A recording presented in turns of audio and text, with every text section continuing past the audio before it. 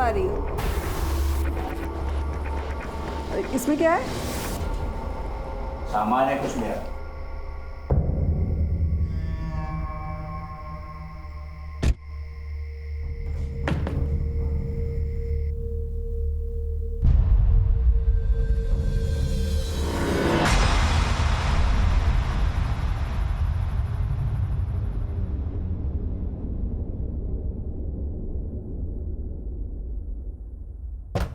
क्या कर रहे हो?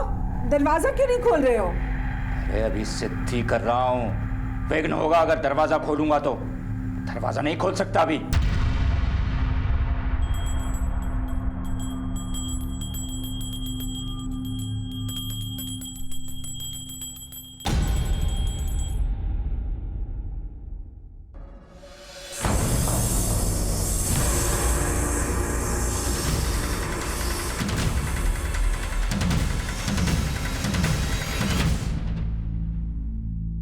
एक अच्छे पुलिस ऑफिसर की हमेशा यही कोशिश होती है कि वो केस को जल्द से जल्द सॉल्व करे। लेकिन कुछ एक केसेस ऐसे होते हैं जिनकी फाइल कभी क्लोज नहीं की जाती है, या तो उस इन्वेस्टिगेशन की दिशा बदल जाती है, इसलिए वो केस डेड एंड पे आ जाता है, या फिर उस केस को हैंडल करने वाला इन्वेस्टिगेटिव ऑफिसर किसी कारणवश उसका तबादला हो जाता है। हर थाने में ऐसे केसेस होते हैं और पुलिस वालों को ये केसेस याद भी रहते हैं, इसलिए देर सवेर कभी ना कभी ये केसेस सॉल्व भी हो जाते हैं।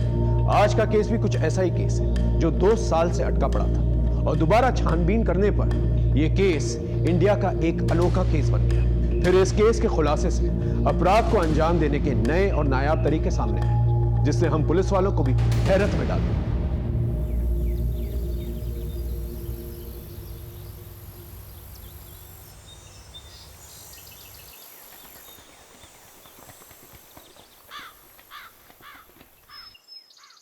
क्या सोच रही हो? मीना दीदी और मोहन जिया जी को गायब हुए 2 साल हो गए, लेकिन अब तक उन दोनों की कोई खबर नहीं है।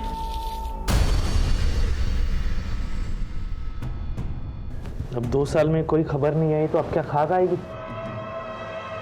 कहीं मर मुरा गए होंगे वो लोग।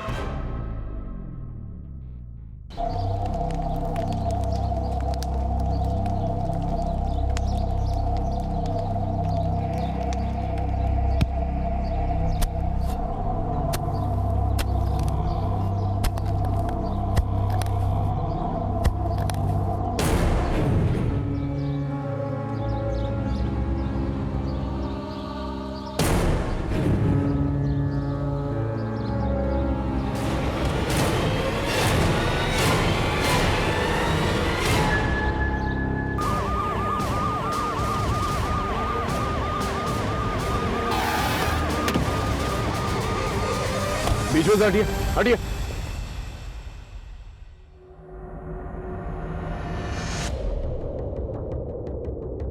सर लगता है काफी समय हो गया है। सीना, कमर और खोपड़ी की हड्डियों के अलावा सारी हड्डियां गल चुकी हैं। स्केलेटन देखकर ये नहीं पता चल रहा है कि ये मर्द है या औरत, लेकिन स्कल क्रैक्ड है। हो सकता है इनकी मौत सर पे चोट लगने की वजह से हुई हो। एक काम करो, फॉरेंसिक के लिए भेजो, पता चल जाएगा ये मर्द है या औरत।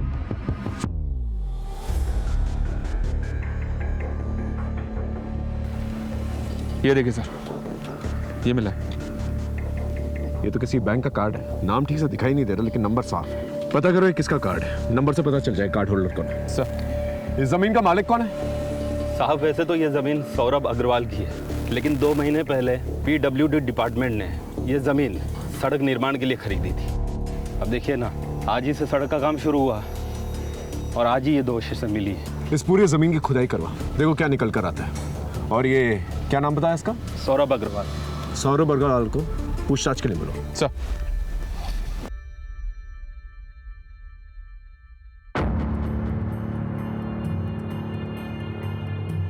ये डेबिट कार्ड तो सर कठुआ गांव के मोहनलाल का है। मैं अभी आपको इसका प्रिंट आउट निकाल के देता हूँ।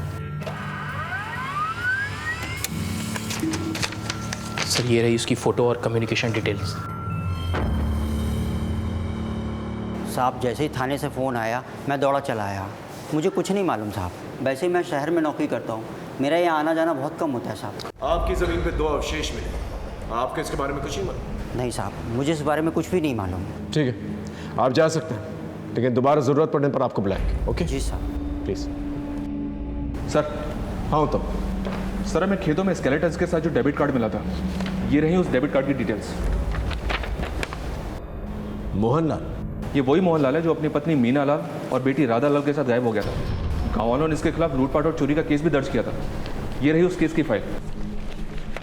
रंजन सर ने इस केस की तफ्तीश भी की थी, लेकिन उन्हें कोई लीड नहीं मिली थी। उस जमीन पर कुछ और डेड बॉडीज मिले? नहीं सर, पूरी जमीन की खुदाई करवाई पर कुछ नहीं मिला। ठीक है, हॉस्पिटल अथॉरिटी से रिक्वेस्ट करो कि वो डीएनए रिपोर्ट जल्द से जल्द पेश करें, ताकि हम पता लगा सकें ये स्केलेटन्स किसके हैं और ये तीसरा इंसान कौन है जो गायब है। ये मरने वाली की बहन गायत्री अवस्थी, उसने मिसिंग कंप्लेंट भी लिखवाई थी। जी हाँ सर, गायत्री इसी गांव में मोहनलाल के घर से थोड़ी ही दूरी पर रहती है। ठीक है, इस गायत्री अवस्थी को थाने बुलवाओ पूछताछ करने के लिए। सर।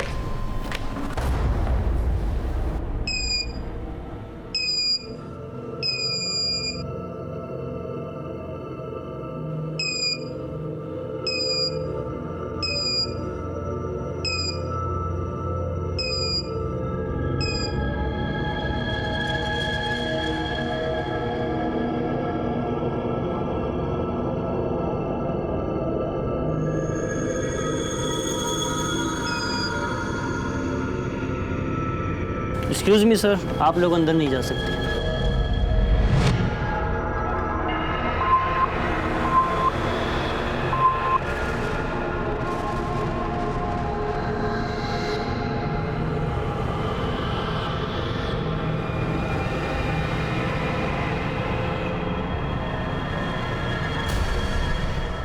ये मरने वाली की बहन गायत्री अवस्थी, उसने मिसिंग कंप्लेंट भी लिखवाई थी। जी हाँ सर, गायत्री इसी गांव में मोहनलाल के घर से थोड़ी ही दूरी पर रहती है। इस गायत्री अवस्थी को थाने बुलवाओ पूछताछ करने के लिए। सर।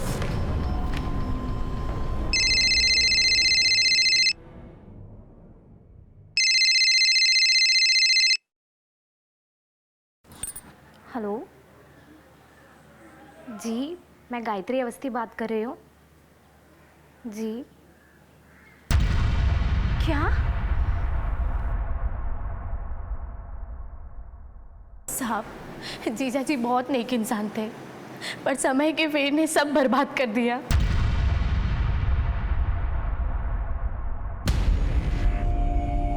आप ना इस बुढ़ापे में सारा दिन आईने के सामने खड़े होकर बाल बनाते रहिए। राधा की शादी की चिंता है कि नहीं आपको? लड़की वाले हम हैं, इधर लड़के वालों के फोन पे फोन आ रहे हैं तारीख तय करने के लिए। तारीख उरीख तय करना है कि इस लड़की को भी हाथ से जाने दे। देखो, उन्हें शादी की तारीख तय करने की चिंता नहीं है, उन्हें है दान दहेज की चिंता। हाँ तो दान दहेज तो देना ही होगा।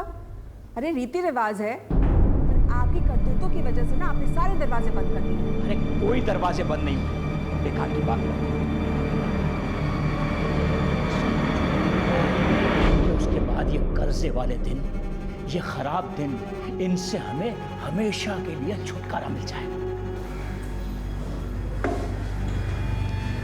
आप दोनों बाप बेटी के चेहरे पर ना थोड़ी भी परेशानी नहीं है। इधर बाप है कि ख्याली पुलाव पका रहा है, और उधर बेटी सारा दिन मंदिरों के चक्कर काटती रहती है। अरे तुमको अपनी शादी की चिंता उनता है कि नहीं? माँ, मेरी शादी की चिंता करने की कोई ज़रूरत नहीं है आपको। आप जगन को मना कर दो, मुझे भी शादी नहीं करनी है। हे भगवान, अरे बेटा ऐसी बात नहीं करते हैं। अब भगवान मालिक है, जो करेंगे अच्छा करेंगे। अच्छा ठीक है, तुम पहले ना कुछ खा लो, फिर हम राजेंद्र यादव के यहाँ चलते हैं। सुधिया बता रही थी कि उनके यहाँ कढ़ाई का खूब सारा काम आया है, तो हम दोनों माँ बेटी मिलकर कर लेंगे, अच्छा पैसा कमा लेंगे।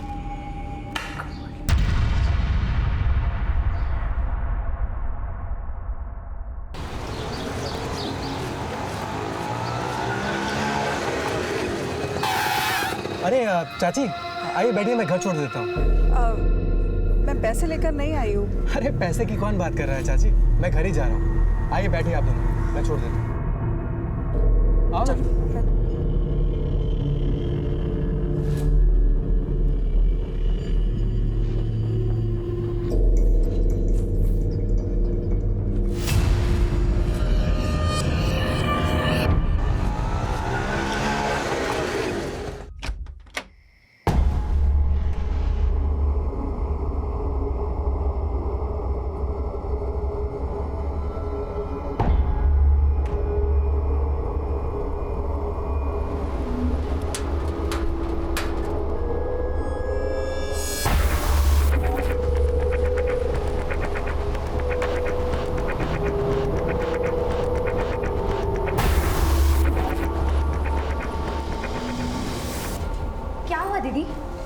को क्यों बुलाया? गायत्री, देख ना तेरे जीजा जी सांप और नागमणि से बातें कर रहे हैं।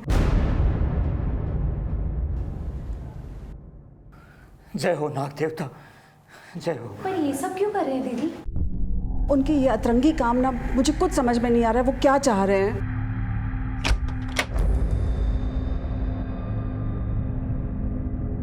राधा बिटिया, अब तू देखना, तेरी शादी इतने धूमधाम से करूंगा ना, पूरा गांव देखता रह जाएगा।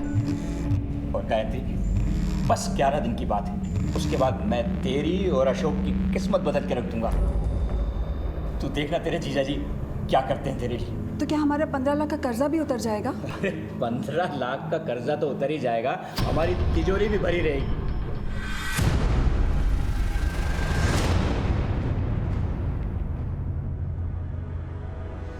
रमन, साइड में रुकाना। मुझे 1 घंटे बाद यही मिलना, तब तक मैं पूजा करके आती हूँ। ठीक है।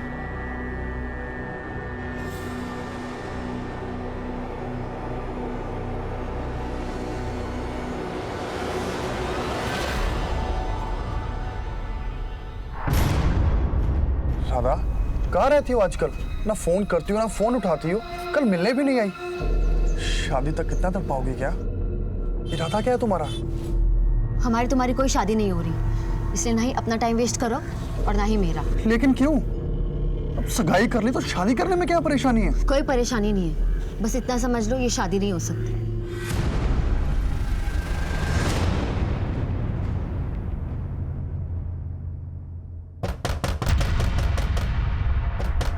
कौन है भाई? अरे आ रहे हैं, आ रहे हैं। कहाँ है हमारा पैसा?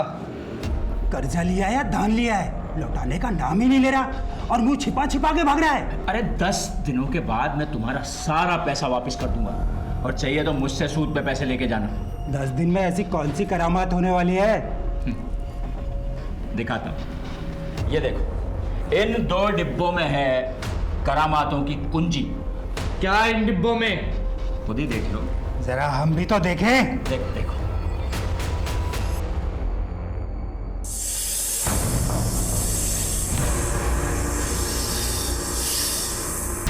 अचानक से सब कुछ बर्बाद हो गया साहब। मीना दीदी, जीजा जी, राधा तीनों गायब हो गए। ना राधा का ब्याह हुआ और ना ही उनका कर्जा चुका, और बदनामी हुई सो अलग। और अब 2 साल बाद उनकी लाश। ये लीजिए पानी। वो स्केलेटन मीना लाल का है, ये जानने के लिए हमें आपका डीएनए उस स्केलेटन के डीएनए से मैच करना होगा। फिलहाल आप घर जा सकते हैं, लेकिन शायद दोबारा हम आपको बुलाएं। और इस केस के बारे में अगर आपको कुछ भी पता चले तो प्लीज हमें बताइए। ठीक है सर। एक बहुत ही विचित्र कहानी हमारे सामने आई थी। इस केस में कई सिरे थे और हर सिरे के पीछे कई सवाल।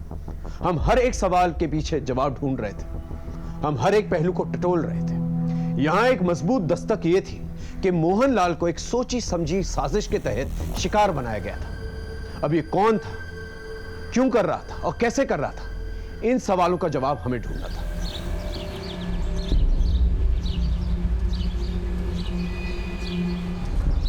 चल आज के लिए इतना ही, अब निकाल मेरे पैसे। लेकिन कल प्लीज यार नई वीडियो लाना। लेकिन कल 30 रुपए लगेगा, बोल देता हूँ। ये काली चाय? दूध नहीं है घर में, चीनी और पत्ती भी पड़ोसियों से मांग कर लाई हूँ। कुछ करो जगत। अरे कम से कम नौकरी ही चेंज कर लो। कितने पढ़े लिखे हो तुम? अरे उषा, ऐसे बीच में ये नौकरी नहीं छोड़ सकता। पता है बॉस ने सैलरी रोक रखी है मेरी। तो कब देगा सैलरी?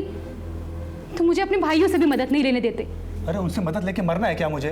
हमारी लव मैरिज हुई है, तुम्हारे सारे भाई मुझसे खार खाए हुए बैठे हैं, कभी भी बदला ले सकते हैं हमसे। तो बताओ अब मैं क्या करूं?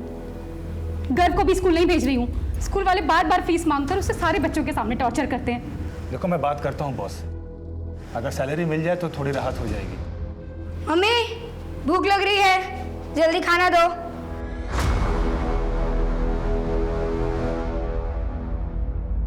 ये रही ग्राम पंचायत ऑफिस की सीसीटीवी फुटेज, जिससे यह साबित हो गया था कि मोहनलाल ने ऑफिस से 3 लाख रुपए की चोरी की थी।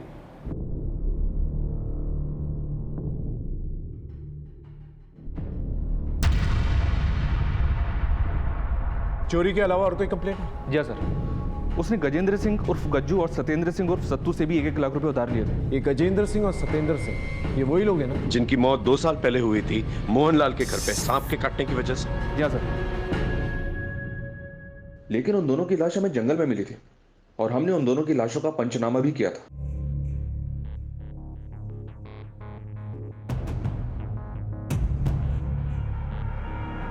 बॉडी को पलटो।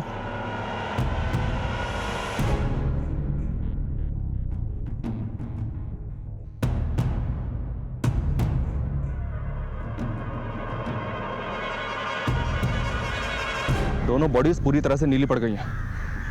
शायद इनकी मौत सांप के काटने से हुई है। फिर भी एहतियात के तौर पर बॉडी को पोस्टमार्टम के लिए भेज दो और आसपास के गांव में पता करो ये लोग कौन है और यहाँ किस काम से आए थे। और हमें तुरंत पता चल गया था कि ये लाशें गज्जू और सत्तू की हैं।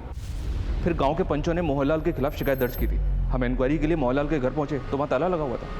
फिर हमें पता चला कि उसने गज्जू और सत्तू से 1-1 लाख रुपए ब्याज पे उधार लिए थे। और उसी वक्त मोहनलाल अपनी बीवी मीना लाल और बेटी राधा लाल के साथ फरार हो गए। Right sir. और आज 2 साल बाद हमें स्केलेटन मिले हैं जिसके साथ हमें मोहनलाल का डेबिट कार्ड मिला है। अगर ये मान कि एक लाश मोहनलाल की, तो दूसरी लाश किसकी? माया बेटी दोनों में से किसी एक की होनी चाहिए। हो सकता है एक लाश अगर माँ की है तो बेटी गायब है, और अगर एक लाश बेटी की है तो माँ गायब है। या फिर हो सकता है कि माँ बेटी दोनों गायब हो, लाश किसी और की। या फिर ये भी हो सकता है कि माँ बेटी को कहीं और पे मारा गया। सवाल कहीं है, देखते हैं जवाब क्या मिलता है। एक बार डीएनए रिपोर्ट्स आ जाएंगी ना, सब कुछ साफ हो जाएगा। तुम्हें देख के कौन कहेगा कि तुम एक क्वालिफाइड मैकेनिकल इंजीनियर हो? 3 महीने से एक ही प्रोजेक्ट पे काम कर रहे हो। तुम्हें पता है ना कि हमारी company project to project basis पे ही पेमेंट करती है। Yes sir. अगर तुम्हें पैसे चाहिए तो प्रोजेक्ट पूरा करो, quick. No result no pay. Do you understand? Okay sir. Now get back to your work right now.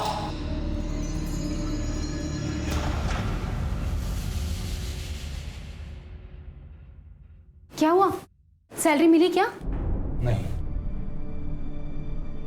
In fact मैं कल से नौकरी पे भी नहीं जा रहा। अरे मेरा बॉस मुझसे ज्यादा अच्छे से तो अपने ड्राइवर से बात करता है। क्या फायदा है इतना पढ़ने लिखने का, इंजीनियरिंग करने का? जगत प्लीज अभी जॉब छोड़ने की सोचना भी मत। अरे घर की फीस भरनी है और फिर घर कैसे मैनेज होगा? देखो जब तक कहीं अच्छी जगह जॉब नहीं मिल जाती ना, प्लीज थोड़ा टाइम और यहाँ बर्दाश्त कर लो प्लीज। मोहनलाल, मीना लाल और राधा लाल की तस्वीरें तो तुमने सर्कुलेट की है, कुछ निकल के आया? नहीं सर। और वो नाग और नागमणि? लोकल सपेरों से इंक्वायरी की सर, लेकिन किसी ने भी मोहनलाल या उसके परिवार में से किसी को नहीं पहचाना। वैसे भी सर आप तो जानते हैं कि नागमणि जैसी कोई चीज़ होती नहीं है। लेकिन गायत्री के मुताबिक ये सच नहीं है। मोहनलाल की आस्था थी इन सब चीज़ों में। लेकिन सर हमें अभी तक कोई भी नागमणि बेचने वाला या खरीदने वाला मिला नहीं है। तुमने एक बात नोटिस की? क्या सर? गांव वाले जिसको अपराधी ठहरा रहे हैं वही मुझे किसी अपराध का शिकार लग रहा है, क्योंकि इस तरह से उसकी लाश का ठिकाने लगा और फिर सरपंच के ऑफिस से चोरी की ये रकम का उसके घर पे ना मिलना और ये नागमणि का गायब हो जाना, बहुत सारे डॉट्स हैं जो मिसिंग हैं। वो डीएनए रिपोर्ट का क्या हुआ? अभी तक आई नहीं है सर, लेकिन जल्दी मिल जाएगी।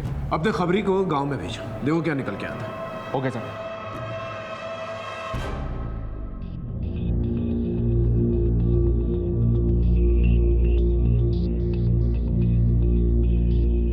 नमस्ते साहब, मैं आप लोगों को एक बात तो बताना ही भूल गई। राधा एक दिन मेरे घर पर आई थी अकेली। मुझे बताना, शायद मैं तेरी कुछ मदद कर पाऊँ। मौसी, आप मेरी कसम खाओ कि आप ये बात किसी को नहीं बोलोगे। मैं तेरी कसम खाती हूँ, किसी से कुछ नहीं कहूँगी। पर बता बात क्या है? मौसी, मैं पेट से हूँ। क्या? ये क्या कह रही है तू? बाप कौन है इसका? जगन? वो मैं अभी नहीं बता सकती आपको। एक बार सब ठीक हो जाए, सबसे पहले आपको ही बताऊंगी।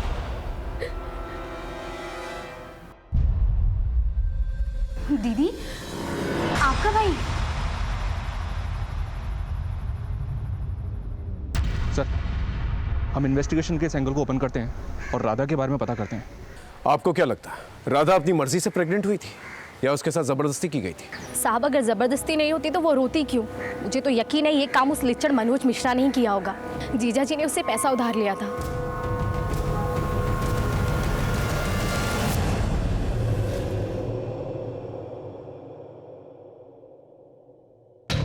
राधा कहाँ है?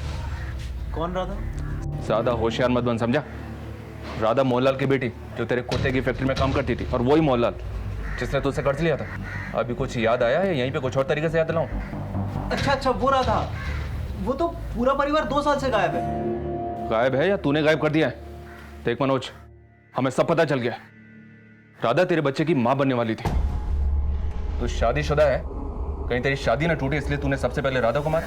उसके माँ बाप ने आवाज उठाई तो उन्हें मार दिया। क्यों? ऐसा ही है ना? अब सीधी तरह से बता दे, राधा को कहाँ दफनाया तूने? बोल। सर, वो मेरे यहाँ सिर्फ काम करती थी, उससे ज्यादा मेरा उससे कुछ लेना देना नहीं है। और अगर उसके पेट में बच्चा था तो वो उसके मंगेतर जगन का होगा, उससे मेरा क्या लेना देना? क्या राधा मां बनने वाली थी? किसके बच्चे की? ए जगन, ज्यादा नाटक नहीं है। सवाल हम पूछेंगे, जवाब तू देगा, समझा? तू राधा से प्यार करता था, राधा के साथ तेरी शादी होने वाली थी, लेकिन शादी से पहले राधा मां बन गई। इस बात से तुझे गुस्सा आया और इस बात का बदला तूने पूरे परिवार से लिया, है ना? सर, मैं कुछ नहीं जानता, और राधा ने भी मेरे साथ बात नहीं करी। मंगनी के 1-2 दिन बाद उसे पता नहीं अचानक क्या हो गया था। कटी कटी सी रहती थी मेरे साथ वो, ना मेरा फोन उठाती थी, जब मिलने जाता तो ढंग से बात नहीं करती थी, वो करनी काटती थी मेरे से।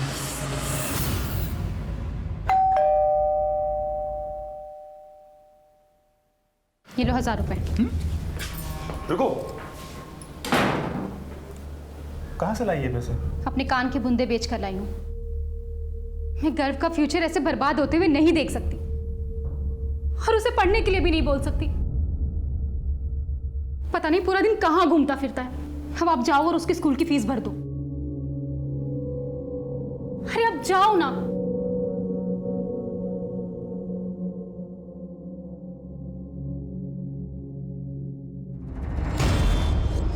सर, सौरभ अग्रवाल की जमीन पर जो स्केलेटन मिले थे उसकी डीएनए रिपोर्ट आ गई है।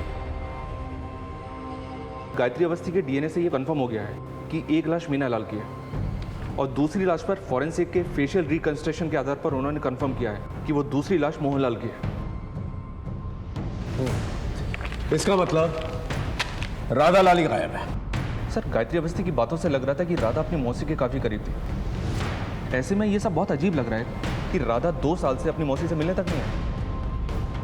इस गायत्री के कॉल रिकॉर्ड से कर लो, देखो कोई सस्पिशियस नंबर निकल के आता है कि नहीं, और उसे क्रॉस चेक करो। ओके? Right sir. लेकिन सर, एक बात गौर करने लायक, ये सारी घटनाएं एक ऑर्डर में ग्राम पंचायत ऑफिस में मोहनलाल की चोरी करने के बाद हुई है, इसलिए गांव के पंचों द्वारा बदले के एंगल को भी रूल आउट नहीं किया जा सकता सर। तुम्हारे रडार में जितने भी सस्पेक्ट्स हैं उन सब पे नजर रखो। सर, राधा की प्रेगनेंसी को लेकर मेरे दिमाग में एक बात आ रही है, कहीं ऐसा तो नहीं कि राधा की प्रेगनेंसी की वजह से उसके घर में कलह हो गई, उसने गुस्से में आकर अपने माँ बाप को मार दिया और वहां से भाग गई, या फिर बच्चा पैदा करने के शर्म से भाग गई और उसके माँ बाप को किसी और कारण से मार दिया गया। हो सकता है। इस राधा की सच्चाई की तह तक पहुंचना बहुत जरूरी है, क्योंकि इसी से हमें पता चलेगा इस केस की दूसरी कड़ियां क्या है। Right sir.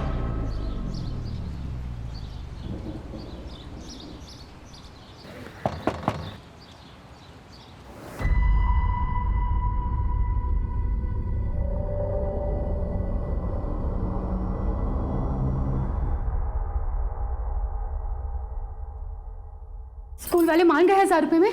कल से हमारा घर स्कूल जाएगा ना। जगत, संभालिए अपने लड़के को, खुद तो बिगड़ा हुआ है ही, साथ में हमारे बच्चों को भी बिगाड़ रहा है। अरे 20-20 रुपए लेके अपने मोबाइल पे हमारे बच्चों को ये गंदी फिल्में दिखाता है। अगली बार अगर ये पकड़ा गया ना तो यहाँ नहीं, सीधा पुलिस स्टेशन जाऊंगा। संभाल लेना। तेरे पास फोन कहाँ से है? मोबाइल खरीदने के पैसे कहाँ से आए तेरे पास? दिखा, फोन दिखा। अरे ये तो मेरा मोबाइल है, ये तूने चुराया था। तो क्या करूं? स्कूल से निकाल दिया। पॉकेट मनी के नाम पर सिर्फ 1 रुपया भी नहीं होता है मेरे पास। कुछ ना कुछ तो करना पड़ेगा ना।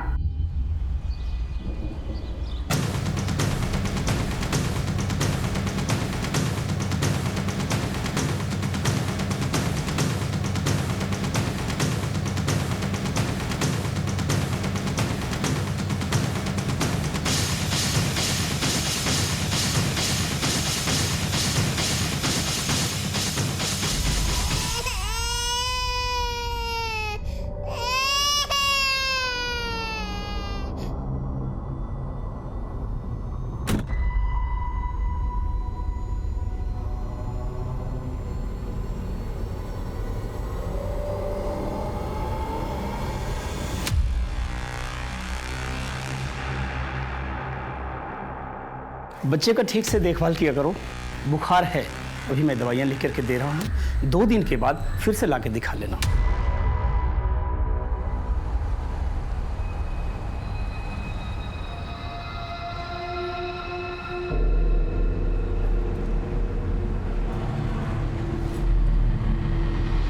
सुनो,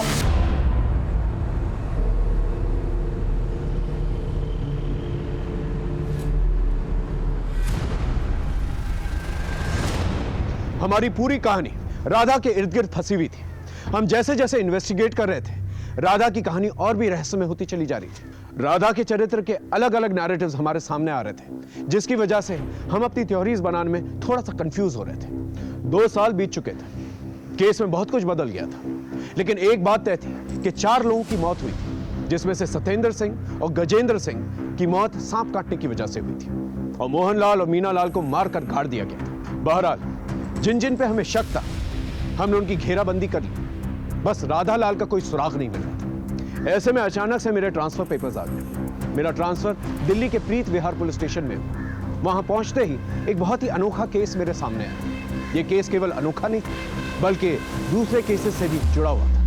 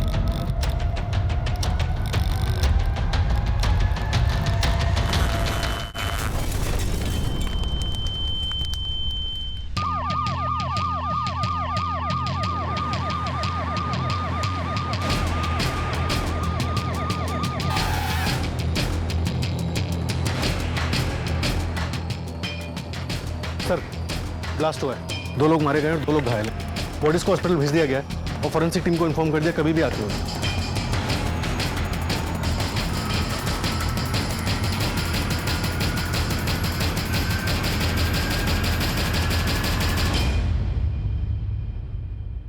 सबसे पहले हमें यह पता लगाना होगा इस ब्लास्ट में कौन सा मटेरियल यूज किया गया और इसके पीछे क्या मकसद है। हो सकता है ये टेररिस्ट एक्टिविटी हो। इस फार्म हाउस का मालिक कौन है? Prashant Varma sir, London based NRI। यहाँ एक सिक्योरिटी गार्ड परमानेंट जॉब करता था, जो यहीं रहता था। फिलहाल वो फरार है। इस फार्म हाउस को सील कर और सिक्योरिटी गार्ड को जल्द से जल्द तलाशो। अपने बॉम्ब स्क्वाड और फोरेंसिक टीम से कहो इस फार्म हाउस की अच्छी तरह से तलाशी ले। ये जिस किसी ने भी किया है वो समाज के लिए काफी खतरनाक हो सकता है।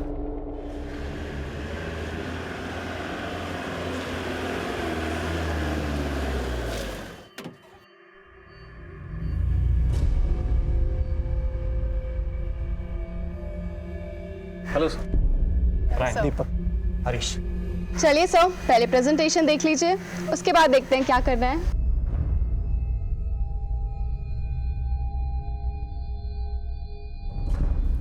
इंटरेस्टिंग। इसकी बाजार में क्या कीमत बताई आपने? सर, इसकी कीमत 1 लाख करोड़ है। 1 lakh crore? Yes sir. You had it right, sir. It's an investment for generations. हम आपके सर से कब मिल सकते हैं? सर, अभी वो बार्सिलोना में इंटरनेशनल सेमिनार अटेंड कर रहे हैं। अगर आप बोलेंगे तो मैं उन्हें एक SOS मैसेज डाल दूंगा। हाँ सर, तभी वो नेक्स्ट वीक प्लान कर पाएंगे आने का। ठीक है, हम उनसे नेक्स्ट वीक मिलना चाहेंगे।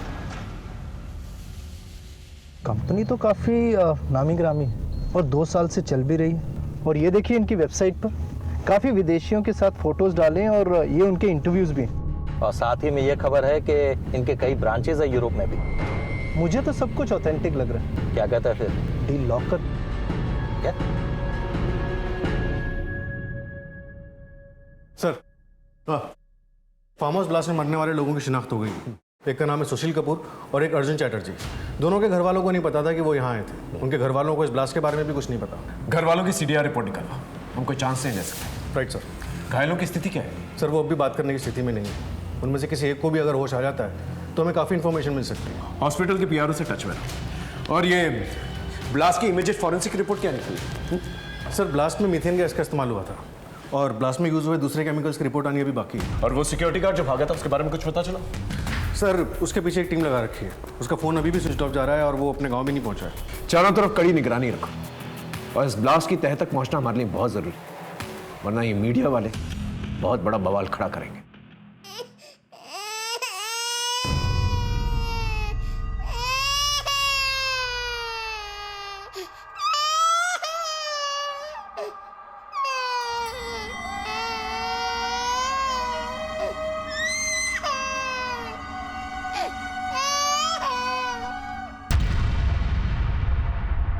बेटा, तेरे इन आंसुओं का जिम्मेदार मैं हूं। मैं मानता हूं कि न तो मैं अच्छा बाप बन पाया और न अच्छा पति। कैसी बातें कर रहे हैं आज आप? सच ही तो कह रहा हूं।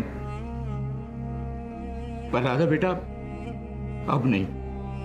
मैं तुम दोनों की आंखों में कभी आंसू नहीं आने दूंगा। वादा करता हूं। तुम लोगों ने मेरी वजह से बहुत भुगता है, बहुत झेला है, पर अब नहीं। तू मेरे लिए बस इतना कर, एक बार हंस दे अपने पापा के लिए, जैसे बचपन में हंसती थी। हंस दे।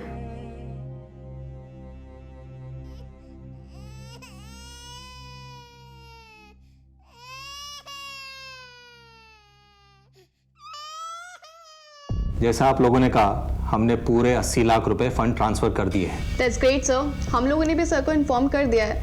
वो बार्सिलोना से अबू धाबी आ चुके हैं, बस 2 ही दिन में इंडिया आ जाएंगे। तब तक हम कॉन्ट्रेक्चुअल एंड लीगल फॉर्मेलिटीज कर लेते हैं ताकि जब सर आए तो पेपर वर्क स्मूथ हो जाए। That's great. Sir farm house में जो ब्लास्ट हुआ था उसी पैटर्न का एक ब्लास्ट 3 महीने पहले कोलकाता में भी हुआ था। ये पुलिस हेडक्वार्टर से फाइल की कॉपी आई है। ये तो काफी शॉकिंग है। क्या हुआ सर? रेडियो एक्टिव ब्लास्ट में जो कंपनी इन्वॉल्व है उसके बोर्ड ऑफ डायरेक्टर्स में ये जो नाम और ये तस्वीर, ये तो वही शख्स है जिसका केस मैं कटवा में सॉल्व नहीं कर पाया था। सर मोहनलाल। ताज्जुब की बात यह है कि ये 2 साल पहले मर चुका है और ये वेबसाइट 2 साल के बाद बनाई गई है। और जिस मोहनलाल को मैं जानता हूँ वो एक सीधा साधा गांव का आदमी है। वो गांव से कभी शहर गया ही नहीं, तो उसे रेडियो एक्टिविटी और न्यूक्लियर साइंस के बारे में क्या पता होगा? सर जाहिर सी बात है, मोहनलाल के नाम का इस्तेमाल करके कोई नाजायज फायदा उठा रहा है। ये जो कोई भी शख्स है इसके बारे में जल्द से जल्द हमें पता करना होगा। एक काम करो, कठवा गांव जाकर अपने खबरी नेटवर्क को एक्टिवेट करो, पता करो कि कौन है जो बार बार गांव से दिल्ली जाता है। Right sir. और अब ये एक सीक्रेट मिशन की तरह होना चाहिए, कानो कान किसी को खबर नहीं होनी चाहिए। हो सके तो विजिलेंस डिपार्टमेंट की मदद, इन कल्प्रिट्स को जल्द से जल्द दबोचना होगा। Okay? Right sir.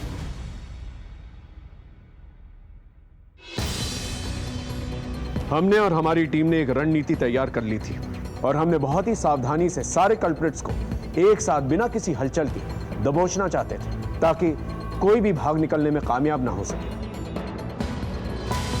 Sir cyber cell ने इस कंपनी की वेबसाइट की ऑथेंटिसिटी चेक की। उनके हिसाब से इस वेबसाइट का आईपी एड्रेस मोहनलाल के नाम पर ही रजिस्टर्ड है और खबरों ने पता लगाया कि आजकल इन दोनों का दिल्ली आना जाना काफ़ी बढ़ गया सर। और एक बात सर, इनमें से एक गांव काफ़ी आता जाता है जबकि दूसरा काफ़ी टाइम से अपने गांव नहीं लौटा है। साहब यही है वो फार्म हाउस का चौकीदार। साहब मुझे माफ कर दो, मैं पैसे की लालच में आ गया था साहब। एक साहब ने आपसे 2 दिन के लिए बंगला किराए पे लिया था, सोचा कि मैं थोड़ा बहुत पैसा कमा लूं साहब। इनमें से कोई है? सर ये था।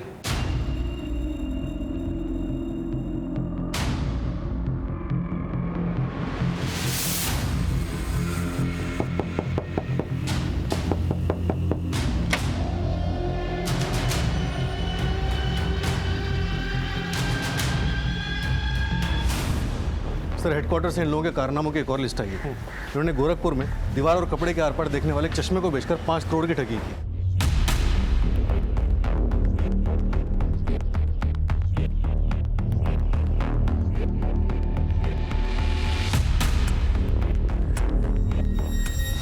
चश्मा बेचने के लिए इन्होंने जुड़वा लड़कियों का इस्तेमाल किया। जुड़वा लड़कियों? हाँ सर, और लोगों को लगा कि एक ही लड़की दीवार के आर पार से नजर आ रही है। इसके बाद इन्होंने दार्जिलिंग में रुद्राक्ष और माला बेचकर 3 करोड़ की ठगी की।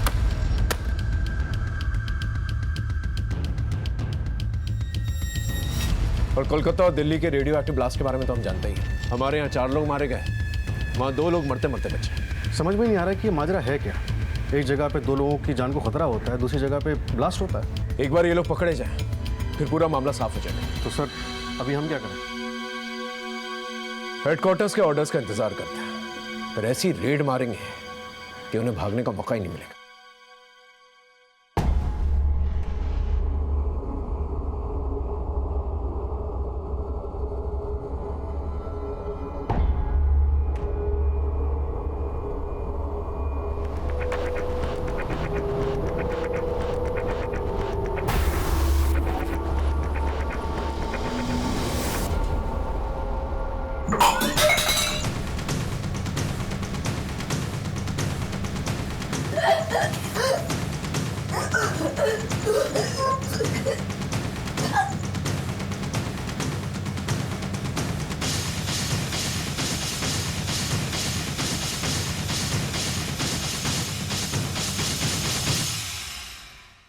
सर ये रही हेडक्वार्टर से ऑर्डर शीट।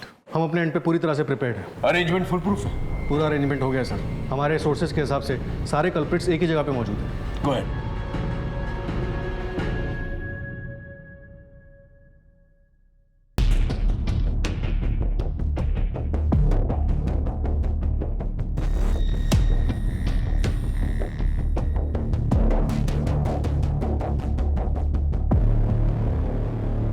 हाय, दीपक, जगत, हरीश, प्लीज कम।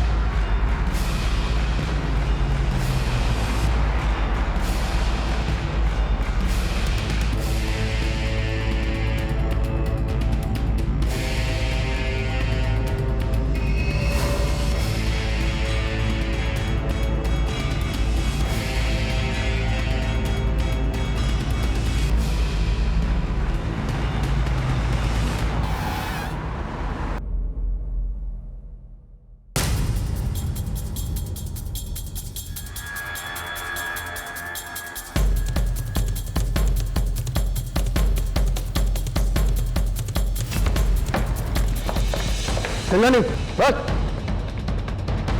हिलना नहीं। डालो सबको अंदर, डाल, चल चल, चलिए चलिए, चलो चलो चलो।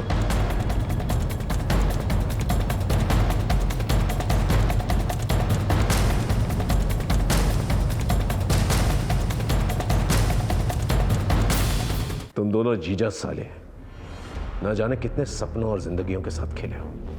बेटे को दिल्ली के एनडीएमसी स्कूल में पढ़ाने की औकात नहीं है और आज वो बर्मिंघम के रॉयल स्कूल में पढ़ रहा है।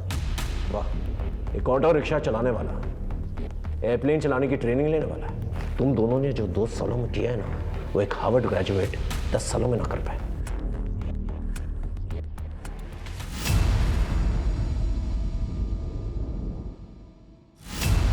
जगत शर्मा एक क्वालिफाइड मैकेनिकल इंजीनियर और इतने सारे काले कारनामे, इस सबके पीछे कहानी क्या है? सर आजकल एक इंजीनियर और सिक्योरिटी गार्ड में कुछ फ़र्क नहीं रह गया। मेरी लाइफ एक ऐसे मुकाम पर आ गई थी कि मेरे पास मेरी बीवी के दिए हुए 1000 रुपए के अलावा जेब में एक फूटी कौड़ी तक नहीं थी। और फिर मैं ज़िंदगी से परेशान होकर के एक ज्योतिष के पास गया। उसने मुझे 1000 रुपये में एक माला बेची जिसकी कीमत 20 रुपये से भी ज़्यादा नहीं थी। फिर इस घटना से मुझे एक नई दिशा मिली, लेकिन जिस दिन मेरे बेटे ने बिल्डिंग की छत से छलांग लगाई उस दिन मैंने ठान लिया था। मैंने कहा भाड़ में गया ये इंजीनियरिंग, अब मैं भी ठगी करूँगा अब। और फिर मैं अपने जीजा से मिल करके ठग बन गया। ये रेडियो एक्टिव डॉल की कहानी क्या है? सर, एक दिन मैंने अखबार में एक आर्टिकल पढ़ा था कि रेडियो एक्टिव पदार्थ का यूरोपियन मार्केट में बहुत ज़्यादा वैल्यू है। मैं अपने आसपास एक डॉल ढूंढने लगा। फिर कुछ दिनों के बाद मैंने अपने जीजा की दुकान पर एक डॉल देखी। तब मेरे दिमाग में एक आइडिया आया। ये नाग और नागमणि का आइडिया तेरा था ना रमन चौधरी? सर, मैं मोहनलाल से गांव में जुए की हर बाजी जीता था। एक दिन उसने मुझसे पूछा, ये रहे मेरे 3 बादशाह। वो फिर से? भाई एक बात बताओ, आप हर बाजी कैसे जीत जाते हो? ये सब मेरी माला का कमाल है। मेरे पास पैसे नहीं है, वरना मैं एक नागमणि के बारे में जानता हूँ। वो अगर मुझे मिल जाए ना, मेरी सारी इच्छाएं पूरी हो जाए। वो नागमणि है कितने की? सिर्फ 5 लाख। मैंने उसकी आंखों में मणि पाने की चाहत को पढ़ लिया। देख, ग्राम पंचायत के फंड्स ऑफिस में रहते हैं, चुरा ले। मेरे ही कहने पे मोहनलाल ने चोरी की। भाई ये पूरे 5 लाख रुपए, 3 लाख रुपए मैंने वो ऑफिस से चुरा लिए थे। 1 लाख रुपया मैंने सत्तू और गज्जू से ब्याज पे ले लिया। काम तो हो जाएगा ना भाई? ये लो, इससे तुम्हारी सारी इच्छाओं की पूर्ति होगी। मुझे पता था कि कोई चमत्कार नहीं होने वाला। मुझे तो लगा था कि एक दिन सांप खुद उन्हें डस लेगा और उसी के साथ सारे किस्से कहानियां खत्म हो जाएंगे, मगर गज्जू और सत्तू की मौत ने सब गड़बड़ कर दी। सांप सत्तू और गज्जू को काटने के बाद गायब हो गया। फिर दोनों पति पत्नी मुझसे मिलने आए। साले धोखेबाज, निकाल मेरे पैसे। कैसे पैसे? चल निकल यहाँ से, नहीं तो पुलिस में दे दूंगा। तुम्हारे कारण सत्तू और गज्जू की मौत हुई और तुम्ही ने गांव में चोरी भी की।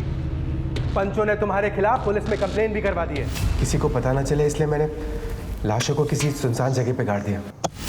जमीन की खुदाई हुई, वहाँ पर मोहन और मीना के स्केलेटन्स मिले। ये राधा को कैसे फंसाया? मैंने राधा को एक झूठी कहानी सुनाई। गाँव वालों ने तुम्हारे माँ बाप को मार दिया है। क्या? और वो तुम्हें भी कभी भी मार सकते हैं। देखो राधा, इससे पहले कि वो तुम तक पहुंचे, तुम भाग चलो मेरे साथ। चलो ना, चलो। मैं उसका ख्याल रखता था और उसके बदले में उसका इस्तेमाल करता था। राधा कहाँ है?